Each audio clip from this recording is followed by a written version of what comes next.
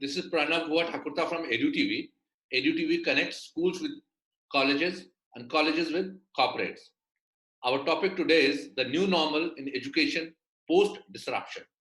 Today, our guest is Dr. Sunder Ramaswamy, Vice Chancellor KREA University, Sri City, and Chennai, India.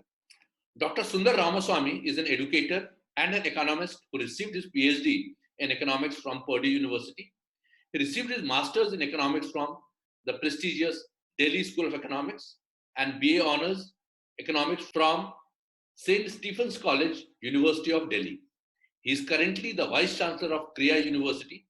He is also a distinguished college professor of economics in Middlebury College, currently on leave, one of the top liberal arts institutions in the US. He is at Middlebury since 1990. He has been a professor, chair of the economics department for 3 terms, acting dean of faculty and vice provost. He was a president and Frederick C. Dirks Professor of Economics at the Middlebury Institute of International Studies, MIIS, from 2009 to 2015. He has consulted for organizations like the World Bank, UNCTAD, UNIDO, and UNU. He has had sabbaticals at Vanderbilt, IFMR, MIDS, and the Madras School of Economics, including 2 stints as director. His research has been supported by grants from the Ford Foundation, S.W. Davis Foundation, and USAID.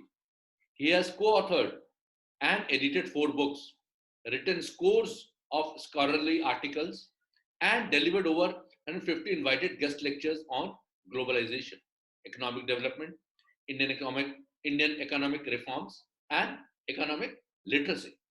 He also serves as chairman of the Board of Trustees of the Asia Foundation and as a vice chair of the American International School, Chennai. Welcome, sir. Thank you, Pranav. Yeah, I think all of us are actually figuring out and have to figure out what the new normal will be post lockdown, because schools and colleges are essentially organizations that have density of population, right? We all come together in large numbers. And so for this COVID, the thing that until they find the vaccine, the biggest precaution is physical distancing. I think we might be considered a very essential service.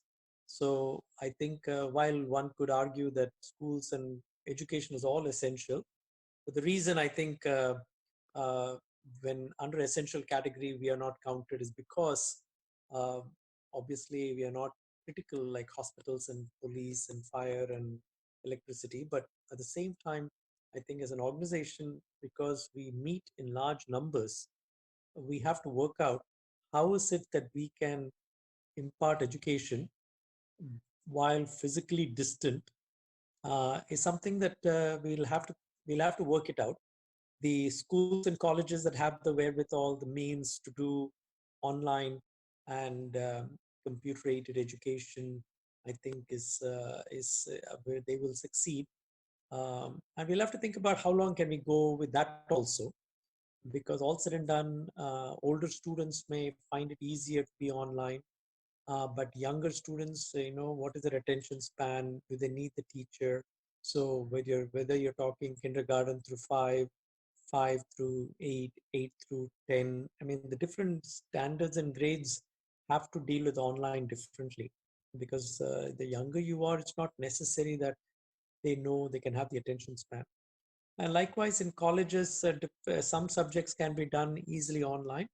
Others require the interaction of the professor to understand a certain concept or a subject, or even it's important in certain disciplines to get different perspectives, which you get from your classmates, right? Because different perspectives make a class that much more educationally important. But if you are only able to connect with your teacher one-on-one, unless you have an infrastructure like a Zoom or Google Meet or something where all of you can come together, And then that depends on infrastructure, depends on connectivity. What if you are having difficulty even having a 2G connection, let alone a 4G connection or an internet connection, broadband? So I think these are all things uh, we have to consider, given that we are a developing society and not very affluent in across the world, across the country. And so I think adjusting to what a new normal is. And I think there's another part of education that I want to say something, Pranav, is that academics is a huge part of education, right? In terms of what the students learn and how they learn and how to process that information that becomes knowledge. But I think education is also about other things in life that they learn when they're in school, whether they're learning about sports, whether they're learning about performance in theaters, whether they're learning about interacting on the playground with other teachers, with students. So education is a lot bigger than just the schoolwork or the classwork. So I think we need to think about so many of these things in terms of what is the new normal if we are not able to meet as a regular school or a regular college.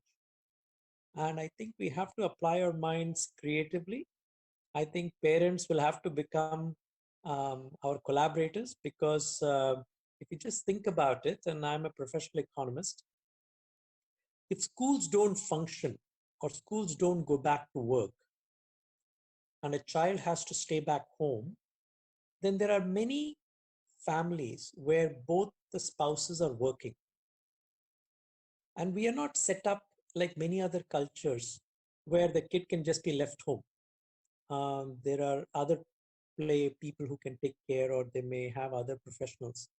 So it's very difficult to imagine even the full economy coming back to work if schools don't also get back to some level of normalcy, right? So while I think one can think of schools in a different way, the fact that for dual career spouses and people who go to work who don't have joint families or grandparents where the kid can stay back home, I think it's very difficult to think about without one of the spouses saying, okay, I will have to stay home now because the schooling has to be done from home.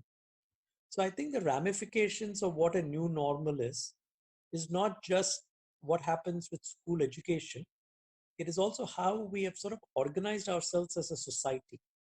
Now, of course, there are other creative ways of doing this, right? Our schools, our calendar of schools, generally it starts it starts at a particular time of the year, then goes for 10 months and then stops. So maybe we'll have to give up the summer vacation. Maybe you'll have to give some of the big puja holidays.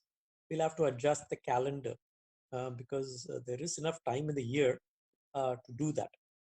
This idea that every year you get 2 months off, those are all things. Not every occupation does that. Not every profession does it. So we may have to think why colleges and schools and have to do it. Maybe this is a year we don't have to do it. We may have to spread it out so that we can work with the calendar that the education sector needs. At the same time, we have to work closely with the fact that people are working in other sectors. And if we have to work from home, what does that mean? So I think there'll be a lot of new normal that is being defined. And also, when we come back to school, I think Denmark was an interesting example where they had to mark out literally 6 square feet so that each kid is separated, whether it's on the playground, whether it's in the classroom. But smaller schools, wealthier schools, schools with big buildings, they can do all of this. But think about India with its range of schools, from corporation schools to government aided schools to private schools to international schools to public schools. I mean, there's a whole range of schools. And then, of course, colleges, the same thing. Correct, sir. How do you do all of this with the kind of infrastructure we have, where essentially we have been trying to build a model of maximizing number of people per square foot, if you want to look at the business side of it. To suddenly say you can only take half the staff or half the students, maybe you can do creative things like dual shifts. But many colleges, at least in my city of Chennai, have a morning college, day college, and an evening college. So there is no time left also to split the same day college into 2 shifts. So I think we'll have to start thinking if this continues on, in terms of how creatively we'll have to push the timings of the classes and what can be done online, what can be done on site. And the last point I want to say is I think it's very important that we not lose sight of assessing how this is done. I think there's an initial rush to try and do everything, but doing things online and reacting to things as the circumstances force us to react is not the same as assessing, are our students learning, are our teachers teaching, how do we modify that so that the assessment of education, which is ultimately why students go to school and college, is not being lost, right? So it's not enough to say, yes, we have shifted everything online if actually the experience is pretty bad, if students are not learning something or they're not able to comprehend or whatever, right? So the assessment part in terms of evaluating what is it that we have done, and that's not easy. And I think it's a lot of pressure for educate. I mean, all these secretaries of schools and presidents and vice chancellors and deans and directors. But I think we have to take it seriously. Um, the last thing I'd like to end on. There is a very well-known quotation by T.S. Eliot, an American/English poet, who says, "Where is the wisdom that is lost in all the knowledge? And where is the knowledge that is lost in all the information?" Right? So teaching and learning is not just about imparting information. It might have been the case 50 years ago or 30 years ago where teachers would come and just deliver information because they had all the control of the information or they thought, and students were empty vessels into whose brains information was filled.